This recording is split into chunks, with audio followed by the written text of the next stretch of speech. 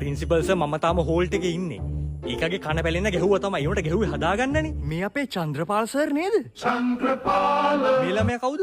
මම සානක ආදර්ශ විදුහලේ සර් තමයි මගේ පන්ති බාර හිටියේ.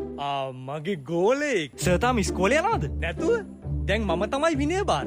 අම්මෝ ඉස්සර විනය බාර නුනට සර් අපිට ගහපු ගැහිල්ල වේවෙල කැඩෙනකන් ගහනවා. නැතුව පුළුවන් උඹලව හදන්න.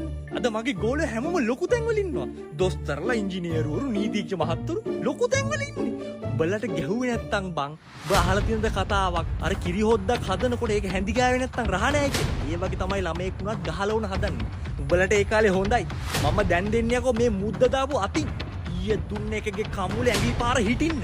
ඒව වැඩක් නෑ. මේ පුතා දැන් මොකේද වැඩ කරන්නේ? මේ කොහෙද යන්නේ? මම මානව හිමිකම් එකේනේ. ඈ? අද මමත් මේ ඉස්කෝලේට යන්නේ. අපේ සර් කෙනෙක් ළමයිගේ කනත් පෙලෙන්න ගහලා මාව මේ පරීක්ෂණයට එව්වනේ. අවසාන